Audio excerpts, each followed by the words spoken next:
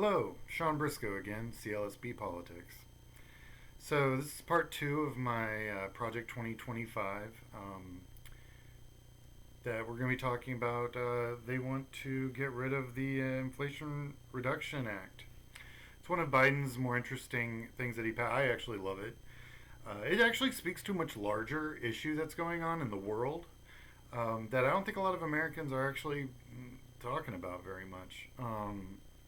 So what's been going on is that basically post 2000, though everything after World War II, we have been building out what is called the free market system, where since we were really the only Navy to survive World War II, we had enough goodwill throughout the world that we convinced Europe, parts of Asia, China, that if they helped us work against the communist agenda coming out of Russia, that we would secure trade routes for them with our giant navy. We had like 500 destroyers and cruisers. That's how many you need to patrol the sea lanes to maintain security. So at zero cost, the U.S. taxpayer actually picked up the entire bill. We ended up controlling and patrolling all the shipping lanes in the entire world. And we did that for decades. Now, with the collapse of the Soviet Union, ever since then, we have been slowly but surely removing ourselves from that job because mission accomplished, right? We beat the Soviets. They collapsed in '92, and here we are. Fast forward 30 years, because here we are. We have decided through mostly elections, both Republican and Democrat, that we were going to not do that so much. If you look at the makeup of our Navy now versus then, we've gone with much bigger ships like super aircraft carriers and a complement of ships around them to protect the aircraft carriers. And I think we have 12 and we're about to have a 13th on the sea. And those are not really designed to protect trade routes. They're not. What they are there to do is to project power in areas where we're seeing bad actors on the scale of a country. But if like there's rebels that want to fire rockets into the Suez Canal or what have you, that's really not what we're doing anymore. We've left that to regional powers. The Horn of Africa, which is a big place for a lot of pirate activity. We've got a couple of cruisers running around there, but so does Japan, and which is the other real deep water navy that we've gotten, that's around on the planet. They're doing something because it makes sense for them because that's their trade route.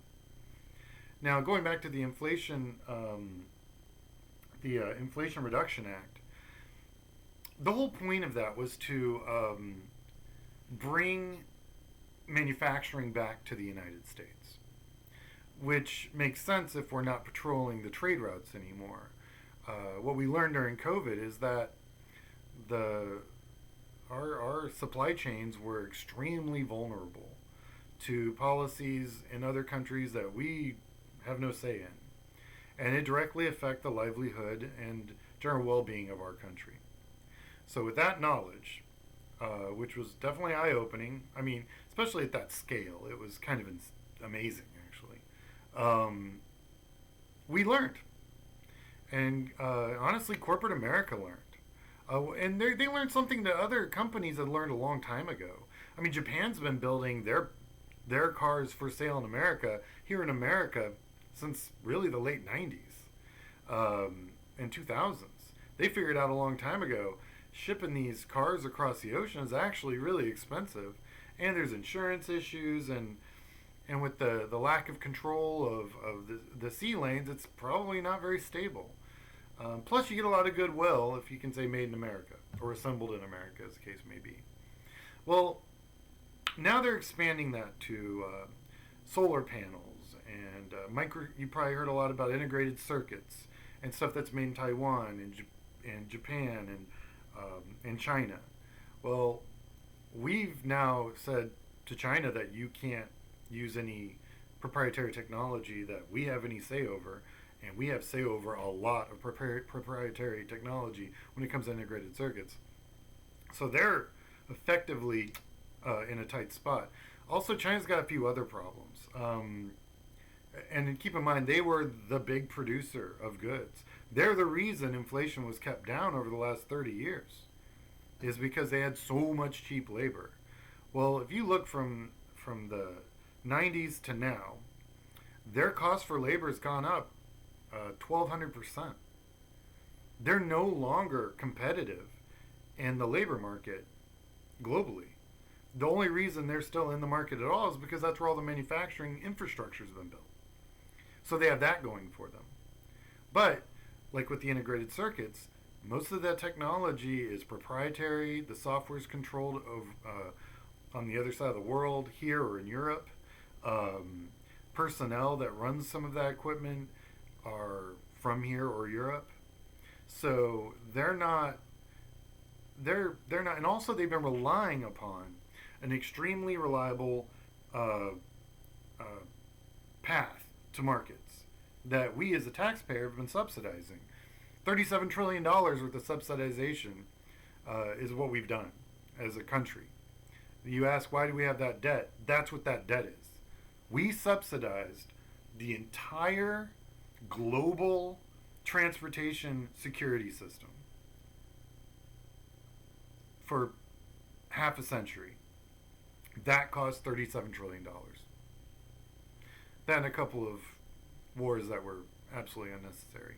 More than a couple. So that's kind of the background. So now, I mean, I'm glad Biden did this. I think it's an incredibly smart move. Project 2025 wants to dismantle it. But honestly, I think they'll get a lot of pushback from corporate America, because even they've figured out that controlling your supply chain, especially when it comes to inventories and inventory management, and making sure your customers and clients have all the materials that they need. Nothing beats the interstate system built in the 50s here in the United States. We can move anything in this country anywhere we want, by road, by water. We have more waterways than all the other countries combined. Yeah, add them all up. We've got more. We've got the best farmland. We got more farmland than any other country in the world. We have a secure border. We have an ocean on either side. We're a very, very secure entity. So yeah, we're in a really good spot to onboard as much manufacturing. Quite honestly, we've built more manufacturing in the last few years than we've seen since the Industrial Revolution. That's jobs. Lots and lots of jobs. Hence the reason unemployment's been around 3%, if not below that, for the longest period in my lifetime. Ever. This is not by accident. There's reasons for all this. None of this happens in a bubble. So when you have Project 2025 telling you they want to dismantle all this, I'm not convinced they actually can. But also, it's a real dumb policy. Why would you want to dismantle the thing that's bringing jobs back to the United States? The only reason they're even saying that is because Biden pushed it, got it signed, and now it's law. That's why. It has absolutely nothing to do with making America anything again. They literally just want to dismantle, and just like with Obama, dismantle as much as possible. Because they're bad, I'm good. Nonsense. They're not even a real political party anymore, quite honestly. Their platform's complete garbage and it makes no sense. So dismantling one of the best economic policies we've had in my lifetime is insane. Um, and I'm happy to give credit where credit's due when it comes to this kind of policy. Like NAFTA 2, by the way, was inevitable. So when you look at demographics, the United States is doing all right. Um, the boomers are retiring now. Uh, we're a little top heavy in the age bracket, but the millennials are the same size as the boomers, so it balances out. You got enough people in their 20s and 30s versus the people in their 70s, so we're okay. And then and then there's my generation, the X gen, and we're itty bitty. I think we're the smallest, technically the smallest generation in the history of our country. Um, I think honestly the boomers were partying too much in the mid 70s. I think that's what it boils down to, but whatever. Um, but anyway, uh, what we've got is Mexico and Canada. Now Canada's got a problem. They stopped having kids back in the 60s, and we don't know why. But what Canada did was they just went on an immigration, like they immigrated like crazy. They brought in everybody that wanted to come into the North America, and that said, "Hey, set up a job, shut up shop, have babies, you know, employ, build, infrastructure, job, economy." And that's how Canada figured it out.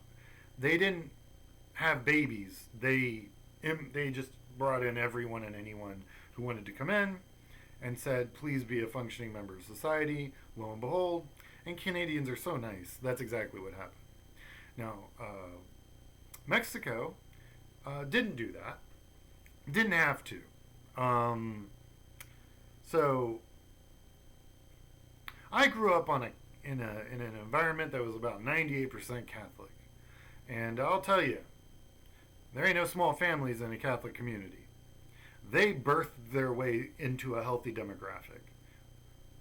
And also, they only really started really industrializing in the 90s. So they're only really one generation in.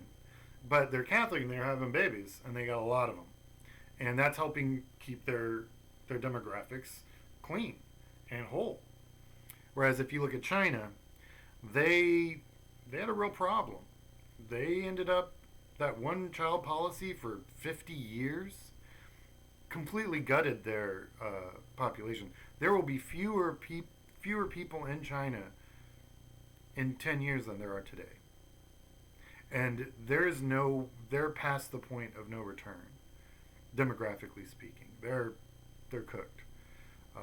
Japan kind of figured it out about 15 years ago, and if you're going to have a baby, have it in Japan, because they'll pay you to have babies.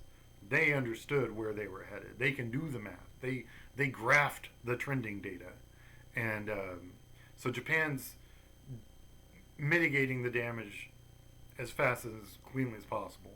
So they're doing all right. But like Germany's got problems, Italy's got problems. We've got a real. I mean, Europe's our biggest trading partner. So when we're thinking about dismantling some of these programs that the 2025 wants to dismantle, look at why they're there in the first place. These were inevitable, I think. These were all going to happen. Now, they might have been called something else, but it was inevitable. We needed the materials. We needed the manufacturing. We needed the products to continue our economy. And so what we're seeing is really a reversal of what happened in the 80s and 90s. We are unexporting our economy. And that's what this does. Because inflation is it's a lot of transportation and controlling supplies to manufacture. So like if it gets really expensive in this one product, well, the price on that finished good's going to go up.